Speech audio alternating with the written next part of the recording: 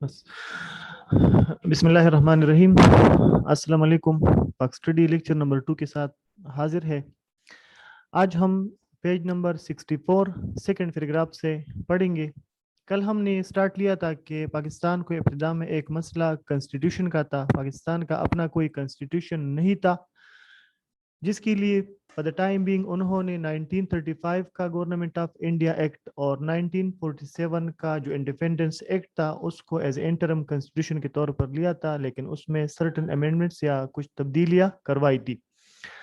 उसके बाद जो 1947 में फर्स्ट जो असेंबली बनी थी कॉन्स्टिट्यूशन की, ये 1946 के इलेक्शन के बाद।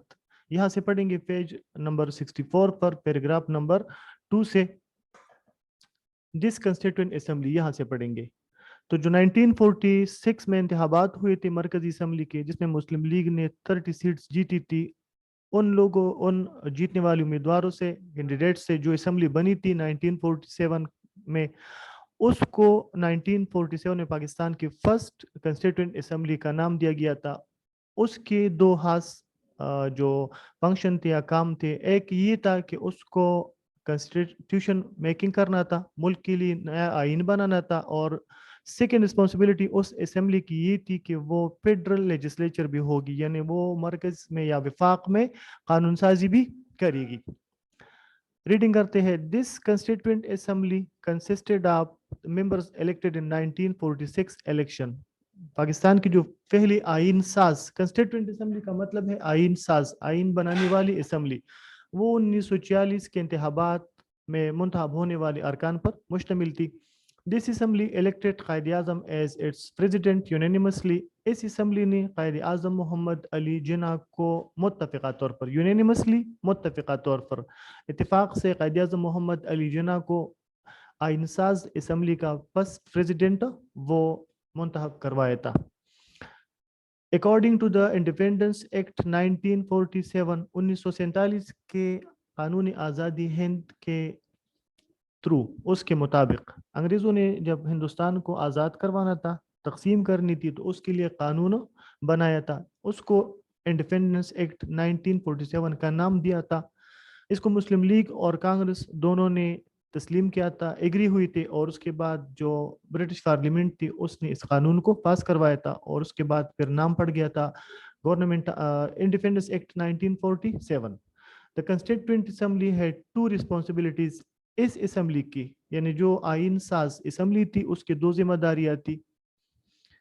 Setting of a constitution for the country, मुल्क के लिए आइन बनाना। लेजिस्लेशन है फेडरल लेजिस्लेचर, और वफाकी जो असेंबली थी उसके थ्रू उसको कानून साजी भी करना था। जिस तरह हमारे मुल्क में इस्लामाबाद में फेडरल असेंबली है, पार्लिमान मुल्क का मौजूद है, उसका काम लेजिस्लेशन या कानून साजी करना है, ऐसी ही वो 1947 की जो पाकिस्तान की असेंबली थी फर्स्ट, उसको विफाक में कानून साजी भी करनी थी।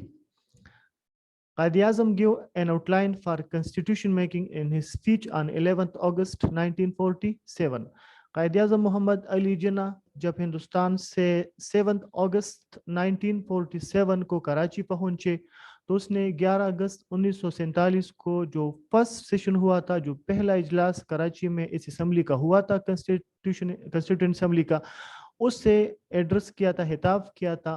उसमें कायद-ए-आज़म मोहम्मद अली जिन्ना ने पाकिस्तान की कॉन्स्टिट्यूशन के लिए बुनियादी जो ढांचा था, हाका था, आउटलाइन, वो अपने खिताब में पेश किया था। He in his address told to avoid the curse of influence. उसने अपने खिताब में जो कुछ कहा उसका खुलासा ये है कि उसने इन्फ्लुएंस का असर, उसकी लानत से बचने का, नेपोटिज्म का, अकरबा परवरी का, यानी मतलब यह है कि रिश्तेदारों की, अपनों की कोई वो साइड नहीं ली जाएगी, मुल्क में सबके साथ एक सलूक होगा। करप्शन का, एडलरिटी का, hoarding and profiteering, and strongly opposed racial, lingual, regional, religious हेटेड एंड प्रेजुडिस। उन्होंने अकरबा परवरी का, करप्शन का, नाजायज जो तरीक़ेकार अपनाया जाता है, या सुस्ती काहिली का, जहीरानंदूजी का, नाजायज मुनाफा कमाने का, इनकी सख्ती से मुखालिफत की। उसके साथ साथ उसने नस्ली, लिसानी, लिंगुअल का मतलब है लिसानी या ज़ुबानी, इलाकाई, मजहबी और اس کے مذہبی جو نفرتیں ہیں اور جو تعصب ہے ان سب سے منع کیا، یعنی اس کی سختی سے مخالفت کی۔ اپنے پہلے تقریر میں قائد اعظم محمد علی جناح نے جن باتوں سے قوم کو منع کیا، جو خاکہ آئین کا پیش کیا، وہ یہ تھا کہ انفلوئنس، نیپوٹزم، کرپشن، ایڈلریٹی، ہورڈنگ، پروفیٹرنگ، یہ سب نہیں ہوں گے، ان سے منع کیا۔ اس کے ساتھ ساتھ انہوں نے نسلی، لسانی، علاقائی، مذہبی اور جو دوسرے تعصبات ہیں اس سے بھی قوم کو منع کیا، اس سے بھی قوم کو روکا۔ He told that all the citizens will have equal political rights۔ اس نے اپنے خطاب میں کہا کہ پاکستان کے تمام شہریوں کے یکساں سیاسی حقوق ہوں گے، یعنی اس بات پر کہ مذہب کی بنیاد پر، رنگ و نسل کی بنیاد پر، عقیدے کی بنیاد پر، علاقے یا صوبے کی بنیاد پر سیاسی حقوق میں کوئی تفریق یا کوئی ڈسٹنکشن نہیں ہوگی۔ But unlikely Quaid Azam died before making constitution for the country, لیکن اس سے پہلے کہ محمد علی جناح ملک کے لیے آئین بناتے وہ وفات پا گئے۔ 11 سپٹمبر 1948 کو محمد علی جناح پاکستان کے پہلے آئین بنانے سے پہلے ہی اس کی ڈیتھ ہو گئی۔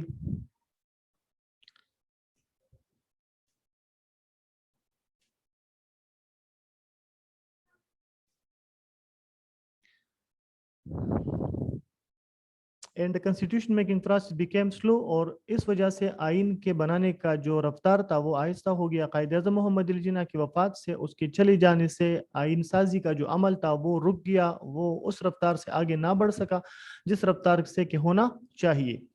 تو پاکستان کو ابتدا میں ایک مسئلہ یہ بھی تھا کہ پاکستان کا اپنا آئین نہیں تھا، جس کے بنانے کے لیے 1947 سے ہی سٹرگل شروع ہوئی تھی، لیکن بعض وجوہات کے بنا پر، جن میں قائد اعظم محمد علی جناح کی وفات اور اس کے بعد آنے والے سالوں میں کچھ دوسرے لیڈروں کی، جن میں لیاقت علی خان کا نام نمایاں ہے، ان کی وفات سے یہ جو عمل تھا وہ رک گیا، اور پاکستان کو اپنا پہلا آئین بنانے میں 9 ایئرس کا ٹائم لگا تھا، جس کے بعد 1956 میں پاکستان کا فرسٹ جو کنسٹیٹیوشن تھا وہ چودھری محمد علی کے وزارت عظمیٰ پرائم منسٹرشپ میں اور جنرل سکندر مرزا کی صدارت میں وہ بنا تھا۔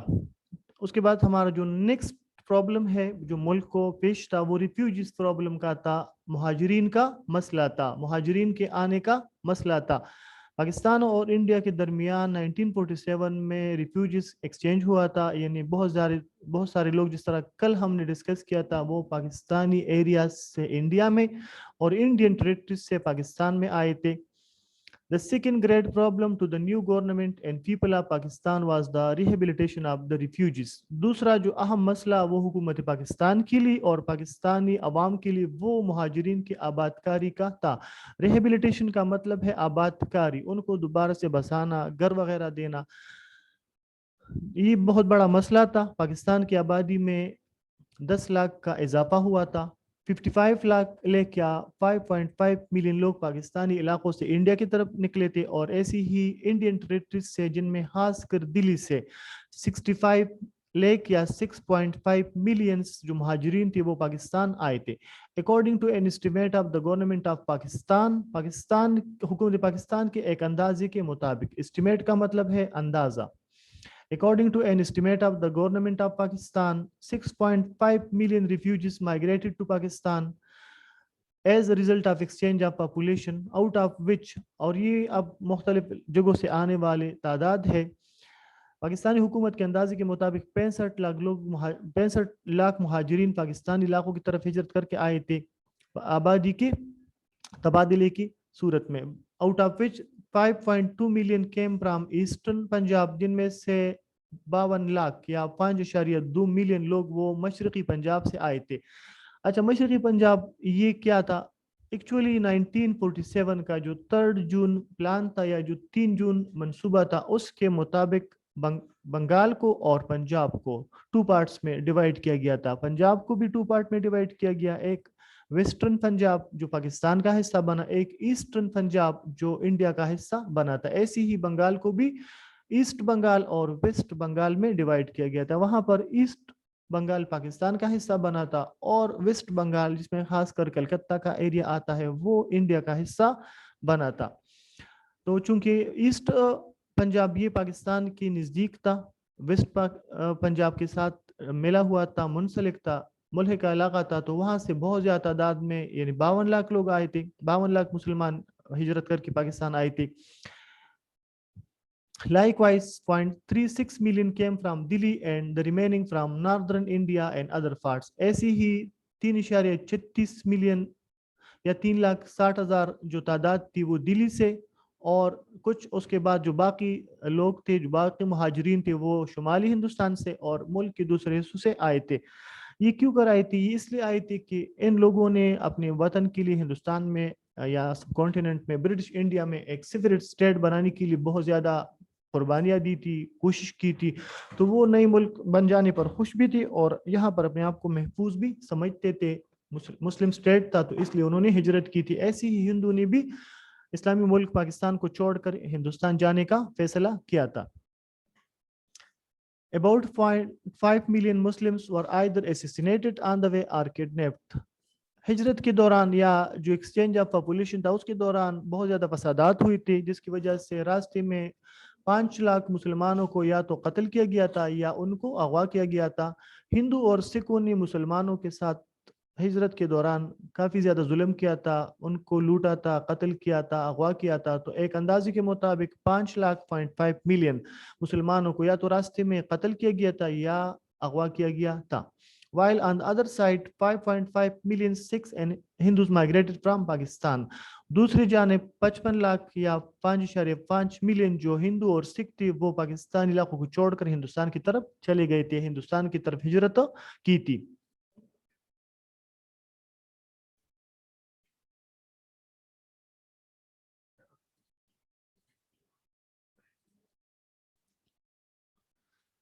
اچھا، یہ ایک اندازہ ہے کہ کتنے لوگ پاکستان کی طرف آئے تھے اور کتنے لوگ پاکستان سے چلے گئے تھے ڈفرینٹ پارٹس سے. 2,68,000 non-Muslim migrated from Khyber Pakhtunkhwa to India, with only 20,000 refugees migrated from India rehabilitated in Khyber Pakhtunkhwa. Khyber Pakhtunkhwa سے 2,68,000 جو غیر مسلم تھے، ہندو اور سکھ تھے، وہ ہندوستان چلے گئے تھے، اور اس کے جواب میں ہندوستان سے خیبر پختونخوا میں صرف 20,000 لوگ آباد ہوئے تھے. خیبر پختونخوا میں کم تعداد آباد ہونے کی وجہ یہ تھی کہ ایک تو یہ انڈسٹریل ایریا نہیں تھا، دوسرا یہ تھا کہ اس کا ہندوستان کے علاقوں سے فاصلہ ذرا زیادہ تھا. تو جتنے بھی لوگ آئے تھے وہ مینلی پنجاب میں اور کراچی سندھ میں سیٹل ہوئے تھے، تو اس لیے خیبر پختونخوا پر زیادہ اثر نہیں پڑا تھا. یہاں سے لوگ زیادہ گئے تھے لیکن جو واپس یہاں پر مسلمان آئے تھے وہ صرف 20,000 آئے تھے. Therefore, the population of Pakistan increased by 10 lakh person with the arrival of refugees. تو کل جو آبادی میں اضافہ پاکستان کا ہوا تھا وہ 10 لاکھ کا ہوا تھا. The permanent rehabilitation of refugees was not an easy job for Pakistan. ان مہاجرین کی مستقل آباد کاری یہ پاکستان کے لیے آسان کام نہیں تھا. حکومت پاکستان کے لیے یہ مشکل تھا اس لیے کہ پاکستان نیا بنا تھا، اور جس طرح ہم نے بات کی کہ جو پاکستان کو ایسٹس ملنے تھے، کیش تھا یا دوسری جو اکوپمنٹ وغیرہ تھی یا جو سول سروس تھی یا ٹیکنیکل لوگ تھے، تو وہ بھی پاکستان چھوڑ کر چلے گئے تھے. تو ایسے حالات میں جو کہ ملک نیا بنا تھا، ہر طرف افراتفری تھی، قیادت کی کمی تھی. پاکستان کے لیے پھر 10 لاکھ لوگوں کو آباد کرنا، ان کے لیے گھر کا یا اس کے ساتھ روزگار کا انتظام کرنا وہ مشکل کام تھا. Provision of food, residence, medical aid and job etc. all were necessary to these people. اور چونکہ لوگ آئے تھے، بہت لمبا سفر کر کے آئے تھے، اپنا سب کچھ چھوڑ کے پاکستان کی طرف آئے تھے، تو اس لیے ان لوگوں کے لیے پھر خوراک کا، رہائش کا، طبی امداد کا اور نوکریوں کا انتظام کرنا یہ ضروری تھا. تو یہ ایک دم ہونا مشکل تھا، اس لیے پاکستان کو ابتدا میں اس بہت بڑے مسئلے کا سامنا تھا. لیکن قائد اعظم محمد علی جناح کی قیادت اور عوام کی تعاون نے اس مسئلے کو بھی حل کرنے میں کافی مدد کی تھی، اور لوگوں کو پاکستان میں بسانے میں ابتدا میں مشکل پیش آیا تھا، لیکن پھر عرصہ یا ٹائم گزرنے کے بعد وہ لوگ سیٹل بھی ہو گئے اور پھر پاکستان میں ان لوگوں کی مستقل قیام کا مسئلہ بھی حل ہوا. The government, in spite of her limited resources, اگرچہ حکومت پاکستان کے پاس وسائل کی کمی تھی، in spite باوجود housed the refugees in temporary camps. ابتدا میں ان مہاجرین کو عارضی جو کیمپ تھی، عارضی گھر تھی یا جو جگہ تھی، ان پر ان کو بسایا. And arrangements were made to the best for their boarding and lodging. اور ان کو ان کے قیام و طعام کے لیے मुस्तकिल इंतज़ाम करवाया गया उनके क़याम के लिए और उनके ताम के लिए, यानी उनके लिए घर वगैरह का बंदोबस्त करना, खुराक वगैरह का बंदोबस्त करना, उनके लिए बेहतरीन इंतजामात की कोशिश की गई। अपार्ट फ्राम दीज प्रॉब्लम्स, इन मसाइल की वजह के अलावा सम सोशल प्रॉब्लम्स और also created with the arrival of refugees, मुहाजिरीन के आने से कुछ जो माशरती मसाइल थे उन्होंने भी जन्म लिया। माशरती मसाइल क्या थे? माशरती मसाइल ये थे कि बहुत ज़्यादा लोग हिजरत करके आए थे, वो बेघर थे, बेरोजगार थे, सब कुछ वो अपने रास्ते में या वहाँ हिंदुस्तान में छोड़ कर आए थे।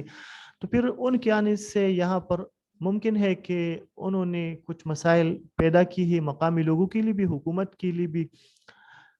लेकिन इन सब मसाइल के बावजूद पाकिस्तानी हुकूमत ने और पाकिस्तानी अवाम ने हौसले से काम लिया, हिम्मत से काम लिया और इन मसाइल को हल करने में हर तरह ताउन की, उन लोगों के साथ भी और अपनी हुकूमत के साथ भी।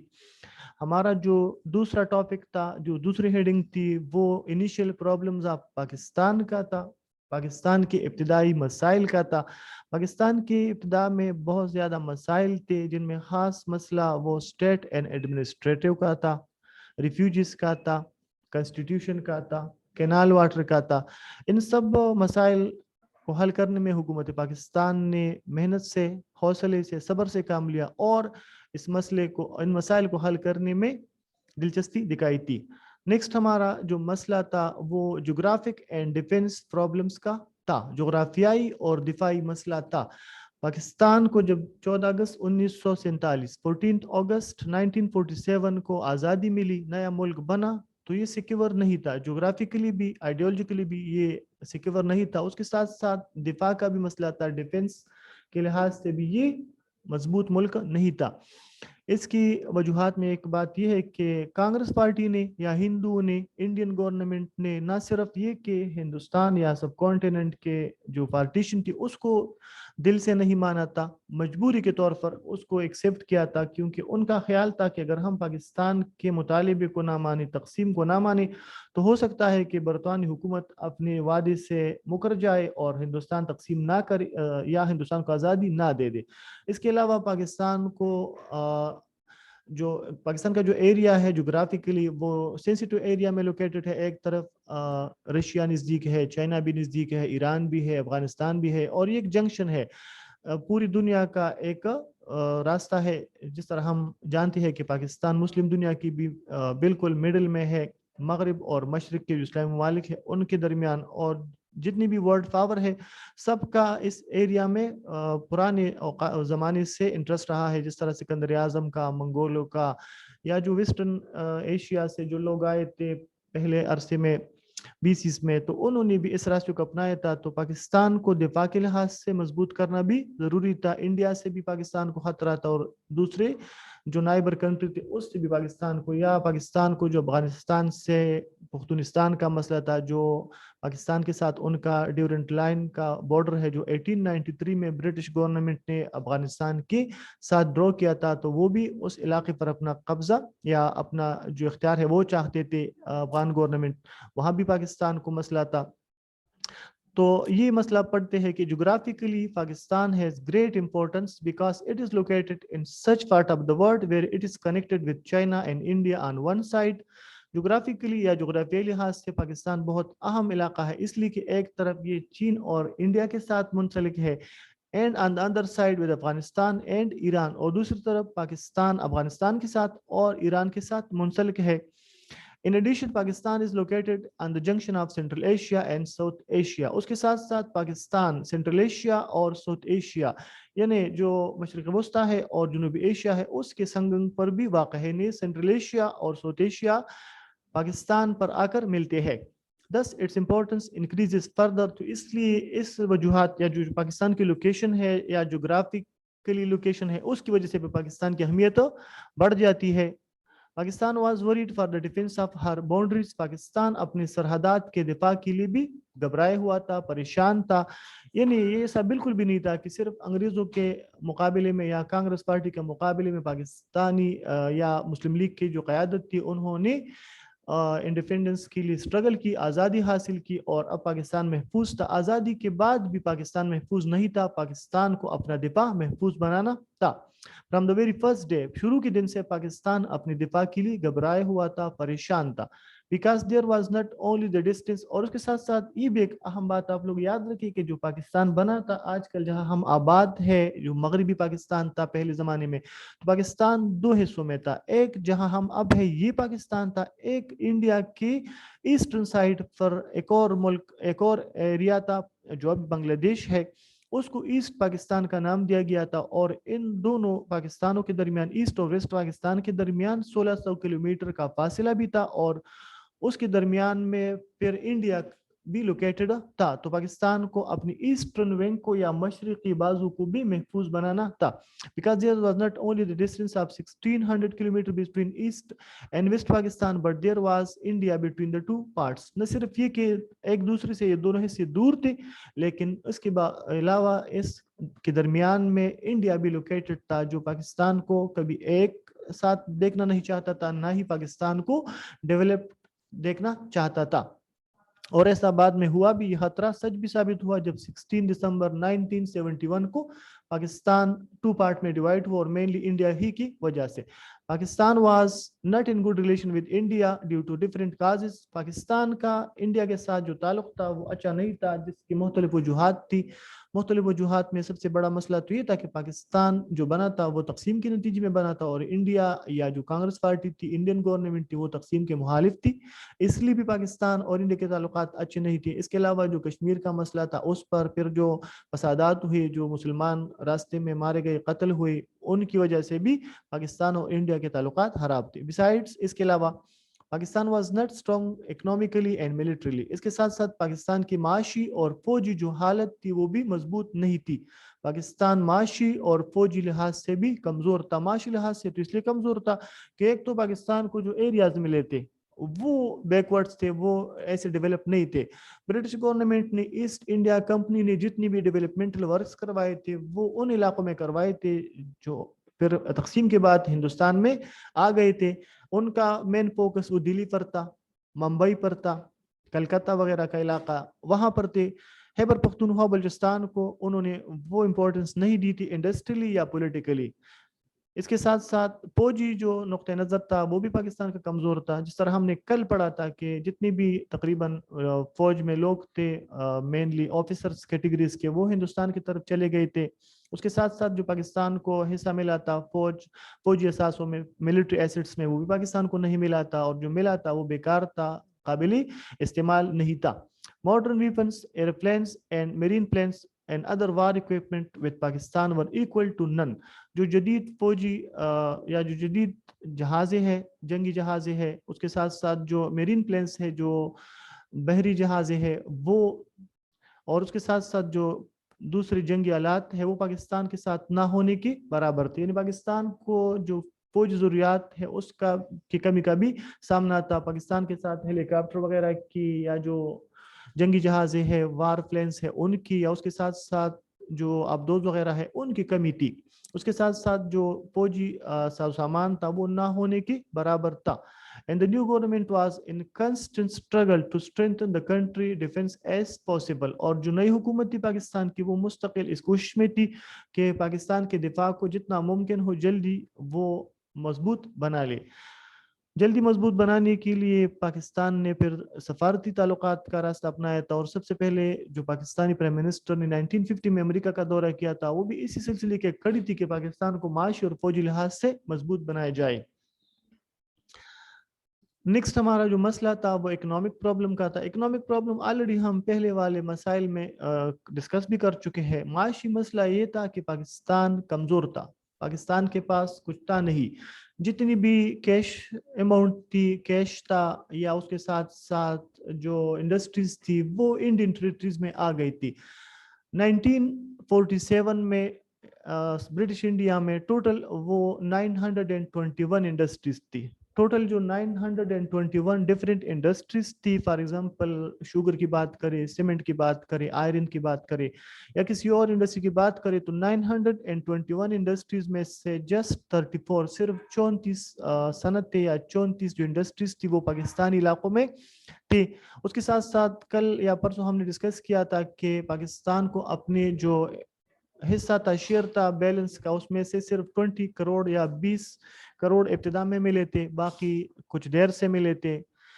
تو ان وجوہات کی بنا پر بھی پاکستان شروع میں معاشی مسائل میں گرا ہوا تھا، پاکستان کو معاشی مسائل کا سامنا تھا۔ The new government of Pakistan had to provide the economic stability to the people along with the completion of a political sketch۔ سیاسی حاکے کی تکمیل کے ساتھ ساتھ، یعنی ملک کو سیاسی لحاظ سے سیاسی بنیاد پر مضبوط بنانے کے ساتھ ساتھ عوام کو معاشی استحکام بھی دینا تھا۔ اسٹیبلٹی کا مطلب ہے استحکام، مستحکم کرنا، کیونکہ جس طرح ہم نے 8 میں پڑھا تھا کہ پاکستان کا جو بنانا تھا یا جو 2 نیشن تھیوری کی بات ہے یا جو آئیڈیالوجی کی بات ہے، ان میں ایک مین بات یہ بھی تھی کہ سب کانٹیننٹ کے مسلمان چاہتے تھے کہ ہمیں اکنامک جو اسٹیبلٹی ہے، اکنامک جو ڈیپریویشن ہے وہ ہمارا ختم ہو جائے۔ برٹش انڈیا میں ہندو کے ساتھ یا انگریزوں کے ساتھ مسلمان معاشی استحصال کا شکار تھے، ان کی اکنامک ایکسپلوٹیشن ہو رہی تھی، ان کی معاشی حالت ہندو کے مقابلے میں خراب تھی، اس لیے انہوں نے الگ وطن کا مطالبہ کیا تھا کہ جہاں پر ان کی مالی حالت یا معاشی حالت بہتر ہو جائے۔ تو اب حکومت کی ذمہ داری تھی کہ وہ اپنے لوگوں کی معاشی حالت کو بہتر بنائے، اس کے ساتھ ساتھ کہ وہ سیاسی میدانوں میں کامیابی حاصل کرے، معاشی میدان میں بھی لوگوں کو ایک ترقی کے راہ پر گامزن کرنا تھا۔ The areas given to Pakistan in partition were backward in agriculture except some districts۔ Pakistan کو تقسیم میں جو علاقے دیے گئے تھے، خاص کر پنجاب کی تقسیم میں جو علاقے پاکستان کو ملے تھے وہ زرعی لحاظ سے بھی پسماندہ تھے سوائے کچھ اضلاع کے۔ اگرچہ یہ تو ایک مشہور بات ہے کہ جو انڈس ویلی ہے یا جو دریائے سندھ کا جو علاقہ ہے یہ پوری دنیا میں سب سے زرخیز علاقہ ہے، لیکن اس میں زیادہ تر حصہ وہ انڈیا میں ہے۔ اس کے بعد انہوں نے پھر 1948 میں پاکستانی واٹرز یا جو پانی تھا اس کو بھی بند کروائی، جس سے بھی زراعت کو نقصان پہنچا تھا۔ تو پاکستان اس لحاظ سے بھی تھا کہ زرعی ملک ہونے کے باوجود زراعت کا وہ آؤٹ پٹ نہیں تھا یا زراعت نے وہ کارکردگی نہیں دکھائی تھی جس طرح کی ہونا چاہیے تھا۔ There was lack of industries in these areas۔ ان علاقوں میں صنعتوں کی کمی تھی۔ Political crisis and arrival of the refugees further disturbed the situation۔ صنعتوں کے نہ ہونے کے علاوہ یہ تھا کہ جو سیاسی بحران تھا، سیاسی قیادت کی کمی تھی اور مہاجرین کی آمد نے ان حالات کو یا ان مسائل کو مزید متاثر کیا، مزید قوم یا ملک ڈسٹرب ہوا۔ But government with great responsibility controlled the critical economic conditions and give the country stability۔ لیکن حکومت پاکستان نے بھرپور ذمہ داری کے ساتھ ان جو معاشی حالات تھی، تشویشناک معاشی حالات تھی، ان کو قابو کیا اور ملک کو استحکام یا ترقی کی راہ پر گامزن کیا، ملک کو مستحکم کیا۔ اچھا نیکسٹ ٹاپک پھر کل سے سٹارٹ لیں گے، ابھی دوبارہ سے میں اس کو ذرا ایکسپلین کرتا ہوں اکنامک پرابلم کو۔ معاشی مسئلہ یہ تھا کہ ملک غریب تھا، لوگ غریب تھے، 1 to 10 لاکھ لوگ اپنا سب کچھ، اپنے گھر کو، زمین کو ہندوستان میں چھوڑ کر اس طرف آئے تھے۔ اس کے علاوہ جو زراعت تھی اس کا بھی فی الحال اس زمانے میں آؤٹ پٹ کم تھا، یا اس کے علاوہ جو پاکستان کو تقسیم کے نتیجے میں جو کچھ ملنا تھا وہ بھی نہ مل سکا۔ تو ان ساری وجوہات کی وجہ سے پاکستان معاشی لحاظ سے کافی کمزور تھا، حکومت پر دباؤ تھا، لیکن سب کچھ ہونے کے باوجود حکومت پاکستان نے ذمہ داری کا مظاہرہ کیا اور ملک کو اسٹیبلٹی کی طرف لے جانے کے لیے اپنی تمام توانائیوں کو صرف کیا۔ اچھا اب ہوم ورک نوٹ کریں۔ ہوم ورک یہ ہے کہ جو کچھ اب ہم جو کل اور آج انیشیل پرابلم میں پڑھا ہے، تو 3 جو مین انیشیل پرابلم ہے وہ آپ لوگ لرن کر لیں اسی بک میں سے۔ First number initial problem state and administrative کا ہے، وہ یاد کریں بک میں سے، اسٹیٹ اینڈ ایڈمنسٹریٹو پرابلم یہ۔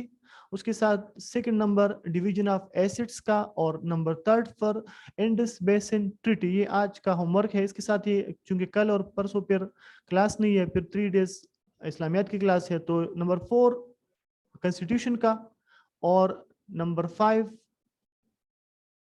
ریفیوجیز پرابلم کا۔ یہ 5 जो डिफरेंट प्रॉब्लम है ये आप लोगों का होमवर्क है, क्योंकि लेंथी वीकेंड है, उसके बाद क्लास नहीं है, तो आप लोग ये 5 ले लिए, लिख ली, इनको thoroughly इस बुक में से लर्न कर ली, मीनिंग्स वगैरह जितनी भी है वो साथ साथ लिखते जाए, वर्ड्स अंडरलाइनिंग भी करें, हाईलाइटिंग भी करें, जहां जहां कुछ मसले हैं उनको अंडरलाइन करें, फिर क्वेश्चन सेशन में आप लोग उनके बारे में पूछ सकते हैं।